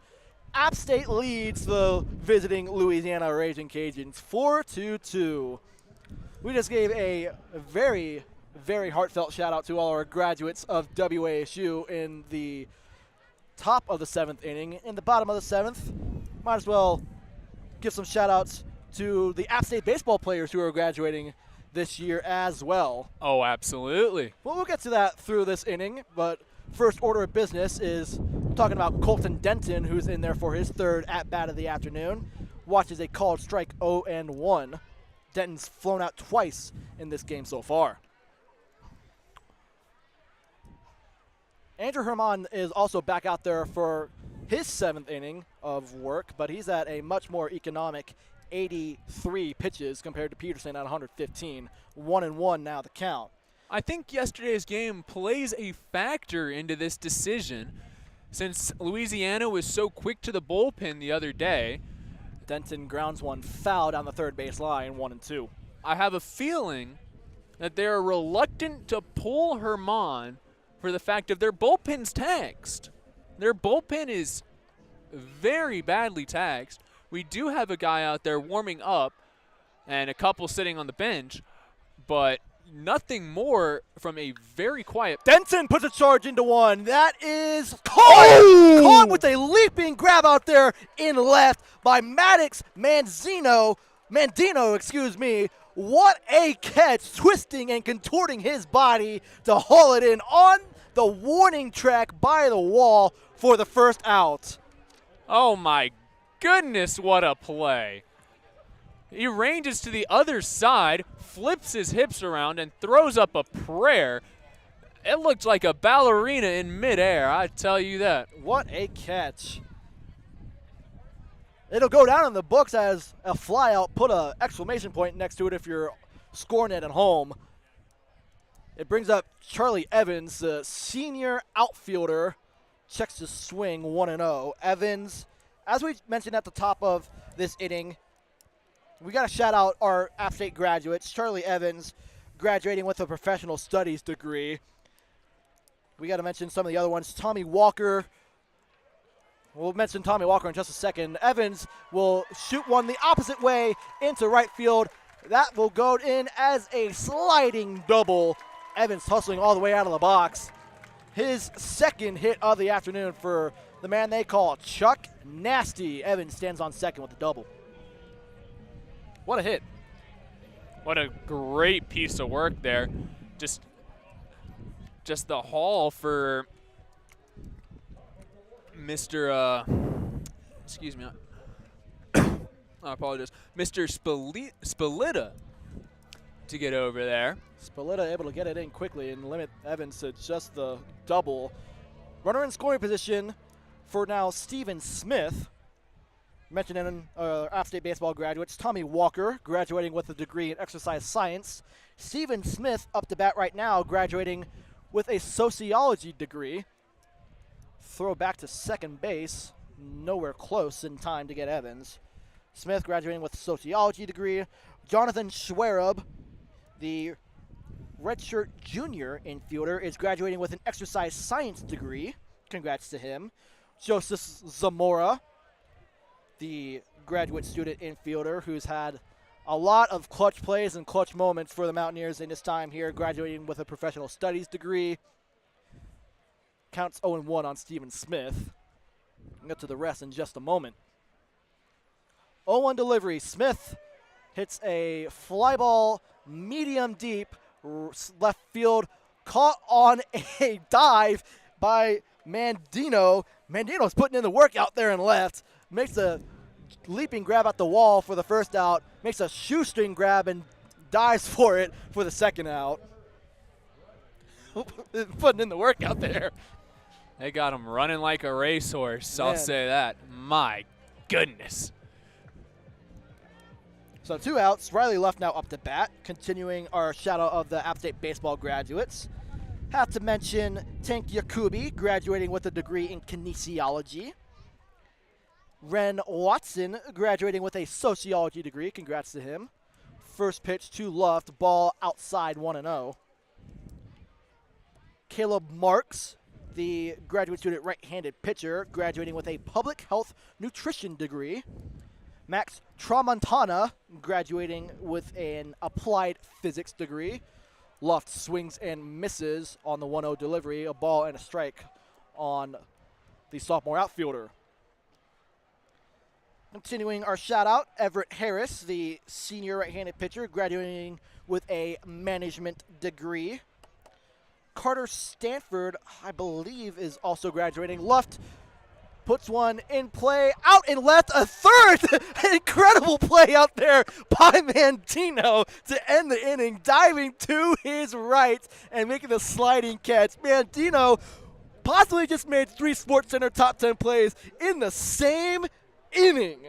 What a sequence for Mandino out there and right. You just got to tip your cap if you're App State. That is phenomenal glove work from Mandino. My goodness. Well, we'll keep it here for the middle portion, from the transition from the 7th to the 8th to continue shouting out our App State baseball graduates. Carter Stanford is graduating with a degree in professional studies. You've also got guys like Ethan Wilson, who's graduating with a public health nutrition degree. And you also have Jordan Fisher, who is graduating with an MBA. So congratulations to each and every single one of them. Oh, absolutely. Congratulations to all graduates, student athlete or not. Your work is incredible. And I also have to mention Jack Zhang, graduating with a finance and banking degree, as well as Jake Beatty, graduating with a communication studies degree. That, if I have read out all of them correctly, should round out the Mountaineers graduating from the App State baseball team. So, again, congratulations to each and every single one of our graduates this weekend. Big accomplishment. Go out and do great things, guys. Can't wait to see what y'all do. We'll be back for the top of the 8th in just a few moments here on the 90.5 WASU Sports YouTube channel.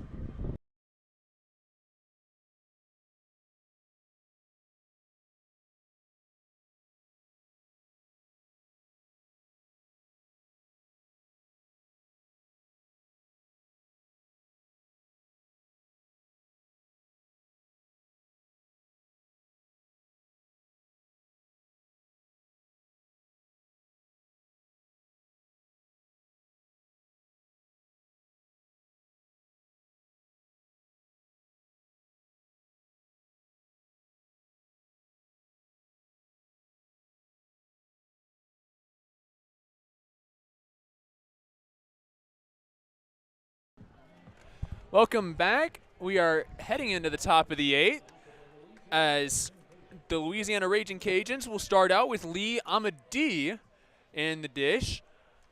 Gage Peterson's afternoon is done. Replacing him is Jake Beatty, as this App State bullpen has been shaky at times. Dylan, if you want to break that down for us just a little bit. Absolutely, Eli. The bullpen throughout the season has had its ups and downs for sure, but as of recently, they've been really solid, especially Jake Beatty. I mean, he's got a 5.54 ERA. He's got a fastball, sinker, slider, and a changeup for his 4-pitch arsenal. And he's out there looking to continue Gage Peterson's strong start. But to just touch on the bullpen in general, again, they've been putting up zeros with pretty good frequency in these last few weeks. Part of the reason why the Mountaineers have done so well down the stretch in conference play. As Amadi will take a strike, count 1-2. Beatty looking to get a smooth start into this game. Louisiana is looking to claw back, having that lone error snowball into 2 more runs for the black and gold. Score is 4-2. 2-2. Amadi will take a ball outside.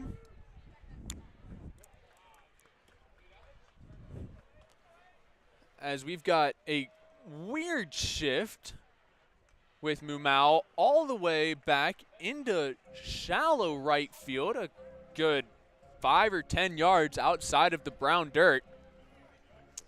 Well, turf, I should say. They're interchangeable terms in baseball, Eli. Don't beat yourself up about it.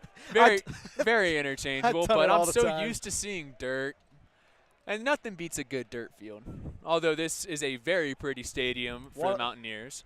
One of the nicest shot down into right field. That will work its way foul.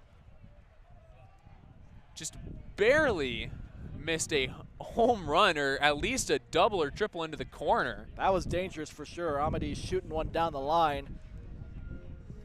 It looked like it had the distance to definitely get down for extra bases, but just kept hooking to the left and hooked foul. Lucky break. A very lucky break for Beatty, as Amadi will take it upstairs, working the count to full. Amadi is 1 for 3 on the afternoon with a single in the first inning and grounded out twice in both the 4th and the 6th. The 6th being the last time that the Ragin' Cajun scored. Fouled back over the net, off to our left. And it'll stay 3-2. I do have to mention 2 more graduates of this team for the App State Mountaineers, because I unfortunately did not mention them in the last inning. But quick shout out and congratulations to Nick Dorito, graduating with a professional studies degree, and to Cal Clark, who is graduating with a psychology degree. Congratulations to both of them. And a job walk well for done. Amadi.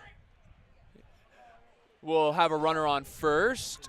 Crowd chirping at home plate umpire Cedric Coleman, saying that he missed the call. Looked outside to me, really wanting that strike 3, and it doesn't help that Amadi took his sweet time walking to first base, shouting about that too. Colt Brown at the dish. He had a home run and a double earlier in this afternoon. A dangerous hitter, as that will land beautifully in there for a strike. The slider just catching the inside corner.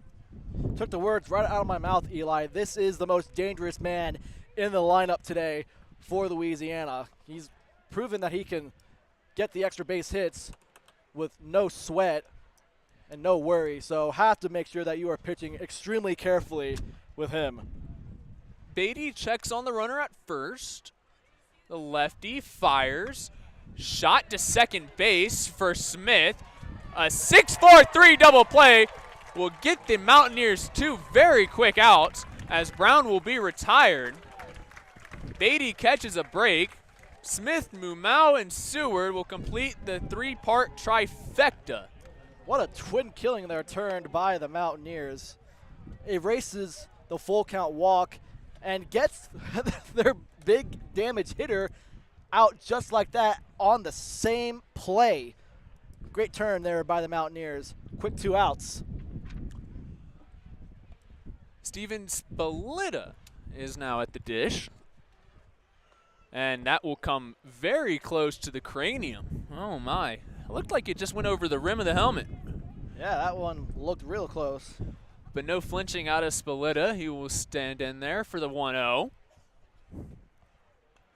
Shot back to the screen. Dylan